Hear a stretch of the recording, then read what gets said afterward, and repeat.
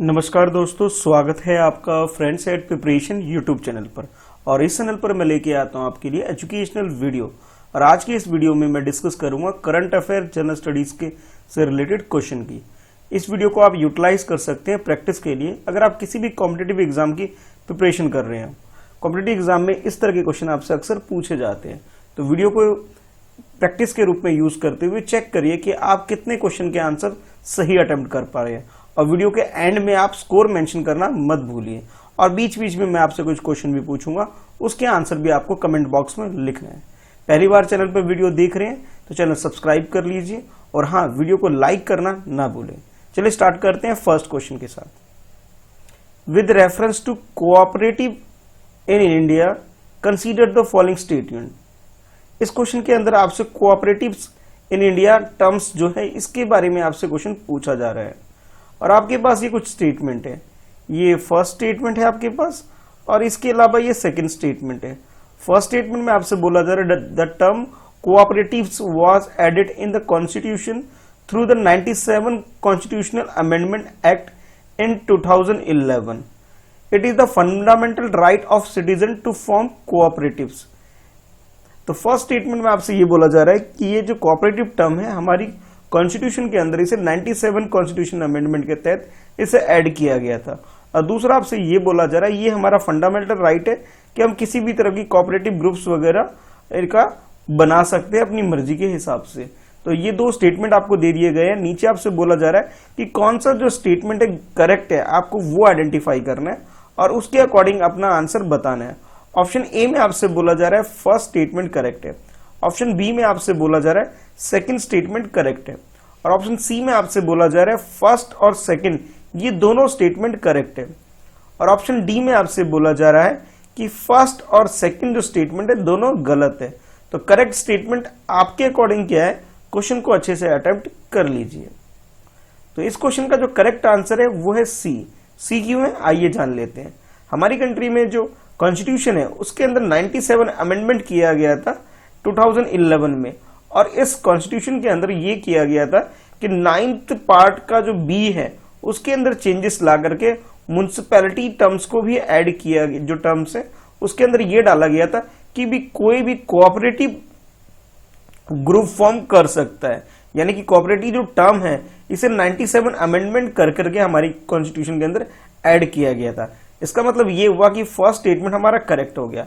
अब बात करते हैं सेकंड स्टेटमेंट की। तो सेकंड स्टेटमेंट में क्या किया गया, कहा जा रहा है आपसे ये फंडामेंटल राइट है। हाँ, आर्टिकल 19 का जो फर्स्ट पार्ट का सी है उसके अंडर कॉन्स्टिट्यूशन में अमेंडमेंट किया गया था। यानी कि आप ये बोल सकते हो पार्ट थर्ड के अंदर जो आर्टिकल 19 है अपना फंडामेंटल राइट उसके अंदर इसे ऐड भी किया गया है। यानी कि अब ये हमारा फंडामेंटल राइट है कि हम किसी भी तरह की कोऑपरेटिव टर्म्स या ग्रुप फॉर्म कर सकते हैं, ये हमारा फंडामेंटल राइट है। और साथ ही साथ इसे डीपीएसपी यानी कि directive principles of state policy part 4 में भी चेंजेस ला करके इसे चेंज किया गया था। यानी कि आप ये बोल सकते हो कि आर्टिकल 43B के अंदर डीपीएसपी के अंदर इसे चेंज किया गया था। उसके बाद आर्टिकल 19 का जो फर्स्ट पार्ट का सी है, ठीक है, यानी कि आप ये बोल सकते हो कि भी ये फंडामेंटल राइट जो है हमारे उसके अंदर भी इसे चेंज लाया गया था। पार्ट जो कि पार्ट थर्ड के अंदर आता है हमारा फंडामेंटल राइट की अगर मैं बात कर रहा हूं तो डीपीएसपी जो कि पार्ट 4 के अंदर है उसके अंदर चेंज ला करके यानी कि 97 अमेंडमेंट एक्ट के तहत इसे चेंजेस करके इसे हमें फंडामेंटल राइट भी प्रोवाइड किया गया है। तो करेक्ट आंसर आपका सी हो जाएगा ऑप्शन। चलिए देखते हैं नेक्स्ट क्वेश्चन। नेक्स्ट क्वेश्चन में आपसे पूछा जा रहा है which of the following countries share the boundaries with Lebanon. Lebanon के साथ कौन कौन सी कंट्री बाउंड्री शेयर करती है वो आपको बताना है।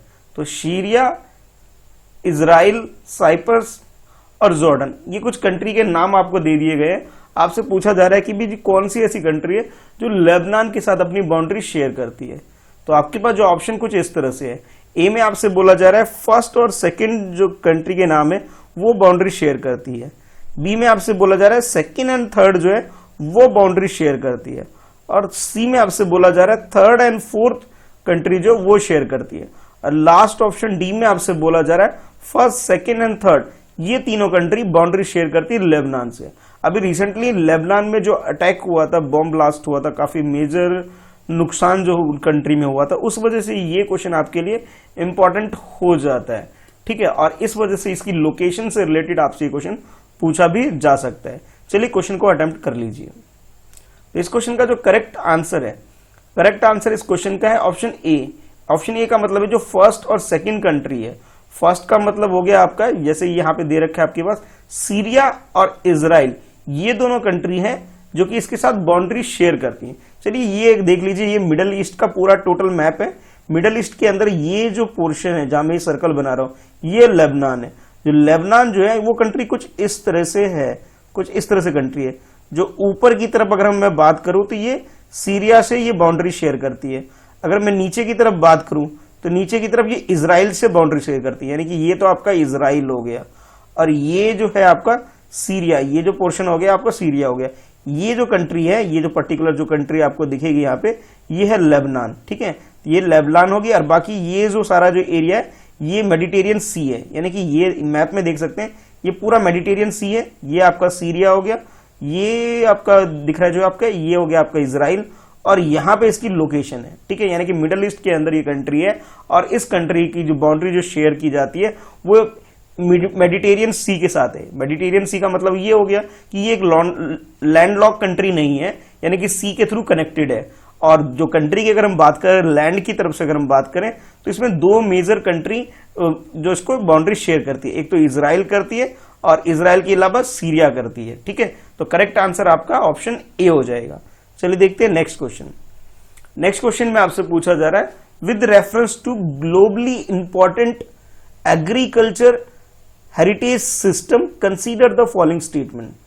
मैं बात कर रहा हूं इस क्वेश्चन में आपसे globally important agriculture heritage system, इसके बारे में आपसे क्वेश्चन पूछा जा रहा है। और यहां आपके पास ये फर्स्ट स्टेटमेंट है, और उसके बाद ये सेकंड स्टेटमेंट है, और नीचे आपके पास ये थर्ड स्टेटमेंट है। यानी तीन स्टेटमेंट आपको दे दिए गए हैं GIAHS के बारे में, ठीक है, शॉर्ट में जिसे बोला जा रहा है। और आपसे पूछा जा रहा है कि भी करेक्ट स्टेटमेंट क्या है, ये आपको आइडेंटिफाई करना है इस क्वेश्चन के अंदर। चलिए एक एक करके पहले स्टेटमेंट देख लेते हैं। तो फर्स्ट स्टेटमेंट में बोला जा रहा है GIAHS, यानी कि globally important agriculture heritage system जो है उसके बारे में आपसे पूछा जा रहा है कि was started by the FAO के द्वारा इसे स्टार्ट किया गया था, यानी फूड एग्रीकल्चर ऑर्गेनाइजेशन के द्वारा इसे स्टार्ट किया गया था, ये बोला जा रहा है। To safeguard and support the world agriculture heritage system, world में जितने भी एग्रीकल्चर सिस्टम है जो कि हेरिटेज बेस्ड है, उसको सेफ रखने के लिए, उसे बचाने के लिए ये प्रोग्राम लॉन्च किया गया था, आप ये बोल सकते हो।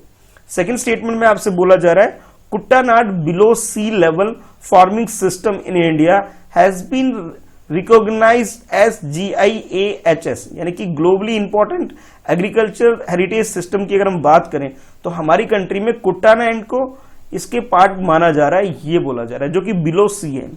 अच्छा, उसके बाद थर्ड स्टेटमेंट में बोला जा रहा है, there are 2 recognized GIAHS sites in India, हमारी कंट्री के अंदर इस तरह की 2 साइट है, ये थर्ड स्टेटमेंट में बोला जा रहा है।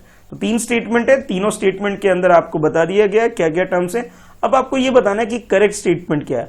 ऑप्शन ए में आपसे बोला जा रहा है कि फर्स्ट और सेकंड स्टेटमेंट करेक्ट है। ऑप्शन बी में आपसे बोला जा रहा है फर्स्ट, एक मिनट थोड़ा सा चेंज कर लीजिएगा, इसके अंदर आप ये कर लीजिएगा ओनली 2, यानी कि जो सेकंड स्टेटमेंट है ये करेक्ट है according to option B. B के अंदर ये बोला जा रहा है कि जो सेकंड स्टेटमेंट है सिर्फ वो करेक्ट है आपका, और थर्ड स्टेटमेंट जो है आपका उसको, और सेकंड स्टेटमेंट को अगर हम ले लें तो सी ऑप्शन में ये बोला जा रहा है ये वाला ऑप्शन आपका करेक्ट है। लास्ट ऑप्शन डी में आपसे बोला जा रहा है फर्स्ट सेकंड थर्ड, ये तीनों स्टेटमेंट करेक्ट है। तो करेक्ट स्टेटमेंट क्या है ये आपको बताना है। चलिए क्वेश्चन को अटेम्प्ट कर लीजिए। अब तो इस क्वेश्चन का जो करेक्ट आंसर है वो है ऑप्शन ए का मतलब ये है कि फर्स्ट और सेकंड स्टेटमेंट जो है ये बिल्कुल करेक्ट है, ठीक है। अब डिटेल में बात करते हैं global important agriculture heritage system की। ये एक तरह का सिस्टम इस तरह का है कि इसे वर्ल्ड वाइड जितने भी हेरिटेज साइट्स हैं जो कि एग्रीकल्चर बेस्ड है उनको बचाने के लिए, उनके सेफगार्ड के लिए ये एक तरह से प्रोग्राम लॉन्च किया गया है, ये सिस्टम स्टैब्लिश किया गया है FAO के द्वारा। FAO का मतलब यहाँ पे ये फूड एग्रीकल्चर ऑर्गेनाइजेशन के द्वारा इसे सेट किया गया है। हमारी कंट्री की बात करें तो हमारी कंट्री में कुट्टान जो है, जो कि बिलो सी फार्मिंग सिस्टम है, ये उनमें से एक सिस्टम है, यानी कि दो, यानी सेकंड स्टेटमेंट आपका करेक्ट हो गया। फर्स्ट स्टेटमेंट भी करेक्ट होगा, सेकंड स्टेटमेंट भी करेक्ट हो गया। अगर हम थर्ड स्टेटमेंट की बात करें तो उसमें आपसे बोला जा रहा था कि भी दो ऐसी साइट हमारी कंट्री के अंदर है जो GIAHS साइट कंसीडर की जाती है। नहीं, ये स्टेटमेंट गलत है आपके पास, बल्कि दो नहीं थ्री साइट ऐसी रिकॉग्नाइज की गई है हमारी कंट्री से जो कि GIAHS साइट के रूप में कंसीडर की जा रही है।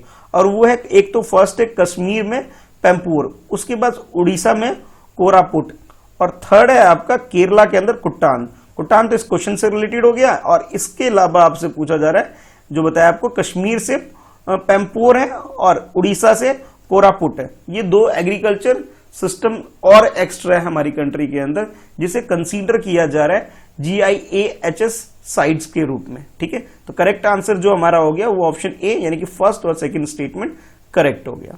अब देखते हैं नेक्स्ट क्वेश्चन। नेक्स्ट क्वेश्चन में आपसे पूछा जा रहा है ब्रू कम्युनिटी के बारे में। Bru community was recently in the news in which geographical area. ये किस एरिया से बिलोंग करती है ब्रू कम्युनिटी, इसके बारे में आपसे क्वेश्चन पूछा जा रहा है। ऑप्शन ए में आपसे बोला जा रहा है ये नीलगिरी के आसपास का जो एरिया है वहां से बिलोंग करती है। ऑप्शन बी में आपसे पूछा जा रहा है लुसाई हिल्स जो है वहां से ये बिलोंग करती है। सी ऑप्शन में बोला जा रहा है कि सतपुरा हिल्स से बिलोंग करती है। और ऑप्शन डी में आपसे बोला जा रहा है कि अंडमान निकोबार आइलैंड से बिलोंग करती है ब्रू कम्युनिटी। तो आपको ये बताना है कि करेक्ट आंसर क्या है। ये ब्रू कम्युनिटी या ब्रू समुदाय जो है ये कहां से, किस भौगोलिक क्षेत्र से इनका संबंध है, ये आपको बताना है। चलिए क्वेश्चन को अटेम्प्ट कर लीजिए। तो इस क्वेश्चन का जो करेक्ट आंसर है, करेक्ट आंसर इसका ये हो गया कि भाई ये जो है चार ऑप्शन आपको दिए गए हैं ये बिलोंग करती है आपकी, ये ऑप्शन बी आपका इसमें करेक्ट है, यानी कि लुसाई हिल से ये बिलोंग करती है। यानी कि आप ये बोल सकते हो कि करेक्ट आंसर जो हो गया वो आपका ऑप्शन बी हो जाएगा। बी का मतलब ये हो गया कि नॉर्थ ईस्ट जो आप हमारी कंट्री का जो पोर्शन है उस पोर्शन के अंदर जो मिजोरम वाला पार्ट है, मिजोरम वाला पार्ट, ठीक है, मिजोरम को थोड़ा ध्यान से देखना है आपको। उसके बाद ये त्रिपुरा देखना है। ये मेजर एरिया है जो सबसे ज्यादा यहाँ ब्रू कम्युनिटी पाई जाती है। इसके अलावा कुछ ऐसे भी हैं जो आपको असम में भी ये कम्युनिटी मिल जाएगी। यानी कि आप ये बोल सकते हो कि अगर मैं बात करूं ब्रू, जिसका एक और नाम है रेंग बोल सकते हो, ये जो कम्युनिटी है एक इंडिजिनियस कम्युनिटी है नॉर्थ ईस्ट हमारी कंट्री की।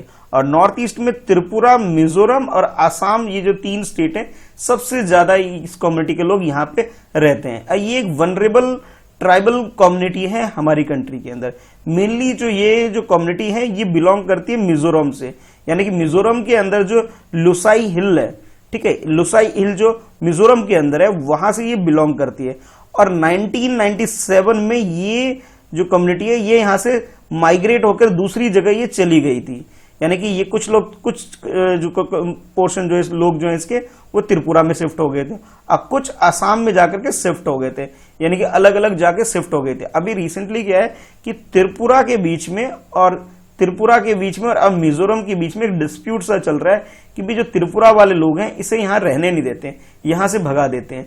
यानी कि अलग अलग स्टेट में जब ये जाते हैं तो इनको एक तरह से रहने नहीं दिया जाता, इसे इंडिजिनस नहीं कंसीडर किया जाता है। इस वजह से राइट्स वगैरह भी होने लग गए थे। तो इस वजह से ये वाली जो कम्युनिटी है काफी न्यूज में है। तो यानी कि आप ये बोल सकते हो ये जो कम्युनिटी है लुसाई हिल जो एरिया मिजोरम के अंदर है वहां से ये बिलोंग करती है। और नॉर्थ ईस्ट के डिफरेंट स्टेट यानी कि असम के अंदर, त्रिपुरा के अंदर ये मिजोरम के अलावा रहती है। ठीक है, बाकी आप एक बार नॉर्थ ईस्ट का मैप भी देख सकते हैं। स्टार्टिंग से अगर आप देखें तो सबसे ऊपर आप जानते ही हैं अरुणाचल प्रदेश है, उसके बाद ये आपका नागालैंड हो गया और उसके बाद ये मणिपुर हो गया और मणिपुर के बाद ये आपका मिजोरम, फिर त्रिपुरा, फिर दोबारा असम आ सकते हो और असम के बाद ये आपका मेघालय जिसकी कैपिटल शिलोंग है। तो और इसके अलावा 8 कंसीडर किया जाता है अब नॉर्थ ईस्ट स्टेट के अंदर, यानी कि 7 सिस्टर के अलावा 1 ब्रदर की तरह से ट्रीट कर लिया जाता है सिक्किम को। यानी कि ये टोटल 8 स्टेट है और इनकी कैपिटल के बारे में भी आपको पता होना चाहिए। चलिए देखते हैं हम नेक्स्ट क्वेश्चन को। तो नेक्स्ट क्वेश्चन में आपसे बोला जा रहा है according to the India meteorological department long period average refer to the average rainfall recorded during. आपको ये बताना है कि लॉन्ग पीरियड का जो एवरेज रेनफॉल होता है वो किस ड्यूरेशन में कंसीडर किया जाता है। तो आपके पास जो ऑप्शन है वो ये है कि अप्रैल से लेकर जुलाई की बात की जा रही है ऑप्शन ए में। ऑप्शन बी में आपसे बोला जा रहा है कि अप्रैल से लेकर अगस्त का जो टाइम पीरियड होता है जब लॉन्ग पीरियड एवरेज रेनफॉल हमारी कंट्री में होता है। ऑप्शन सी में आपसे बोला जा रहा है जून और अगस्त तक का जो टाइम पीरियड होता है उस टाइम ये रेनफॉल होता है। और ऑप्शन डी में आपसे बोला जा रहा है जून से लेकर सितंबर तक का जो पोर्शन टाइम पीरियड होता है तब हमारी कंट्री में लॉन्ग पीरियड एवरेज रेनफॉल होता है। तो इन चारों ऑप्शन को ध्यान में रखते हुए आपको बताना है कि करेक्ट ऑप्शन क्या है आपके पास। चलिए क्वेश्चन को अटेम्प्ट कर लीजिए। तो इस क्वेश्चन का जो करेक्ट आंसर है, करेक्ट आंसर इसका डी है। डी का मतलब ये कि जून से लेकर सितंबर का जो टाइम पीरियड हमारी कंट्री में होता है उसे लॉन्ग पीरियड रेनफॉल का टाइम माना जाता है। अब डिटेल में जान लेते हैं कि हमारी कंट्री में इंडिया मेट्रोलॉजिकल डिपार्टमेंट, जिसे IMD बोला जाता है, ये मेट्रोलॉजिकल डिपार्टमेंट हमारी कंट्री में रेन या वेदर के बारे में फोरकास्टिंग करती है और ये मानती है कि 104% का आसपास अगर रेन होता है तो इसे long period average rain consider कर लिया जाता है हमारी कंट्री में। इसे ही आप कह सकते हो ये नॉर्मल रेनफॉल है हमारी कंट्री के अंदर, यानी कि प्रीवियस रेन जो भी पिछले साल जितना भी बारिश हुई थी उससे अगर 104% अगर आसपास जो रेन होता है उसे एवरेज रेनफॉल हमारी कंट्री में लॉन्ग पीरियड में कंसीडर कर लिया जाता है। और ये पीरियड कब से, जून से लेकर सितंबर की बात की जा रही है। तो करेक्ट आंसर जो आपका हो जाएगा ऑप्शन डी हो जाएगा। आज के लिए आपका क्वेश्चन ये रहेगा कि आपको ये बताना है कि IMD का स्टैब्लिश्ड कब हुआ था और इसके हेड कौन है, ये आपको ये बताना है। ये हो गया फर्स्ट क्वेश्चन। और सेकंड क्वेश्चन आपको ये बताना है कि नॉर्थ ईस्ट में जितने भी स्टेट है, यानी कि टोटल सिक्किम को मिलाकर के 8 स्टेट जो है, सबका नाम और कैपिटल। और हाँ, एक इसी के अंदर एक सब पार्ट आपका ये होगा कि इसके स्टैब्लिश्ड डेट क्या है ये बताना है। स्टैब्लिश्ड डेट यानी कि स्टेट स्टैब्लिश्ड डेट जो है ना, जिसे वो भी आपको बताना है कि जैसे अलग अलग स्टेट अपना फॉर्मेशन डे सेलिब्रेट करते हैं, तो आपको इन सारे स्टेट के बारे में बताना है कि ये कब स्टैब्लिश्ड हुई थी, यानी स्टैब्लिशमेंट डेट, स्थापना दिवस इसका कब है, ये भी आपको बताना है। ठीक है, चलिए फिर वीडियो को लाइक करिए और अपने फ्रेंड में ज्यादा से ज्यादा इसे शेयर करिए। और हाँ, ये जितने क्वेश्चन मैं आपसे पूछ रहा हूं इसका आंसर जरूर दीजिएगा। चलिए फिर मिलते हैं नेक्स्ट वीडियो में। आज की इस वीडियो में इतना ही है।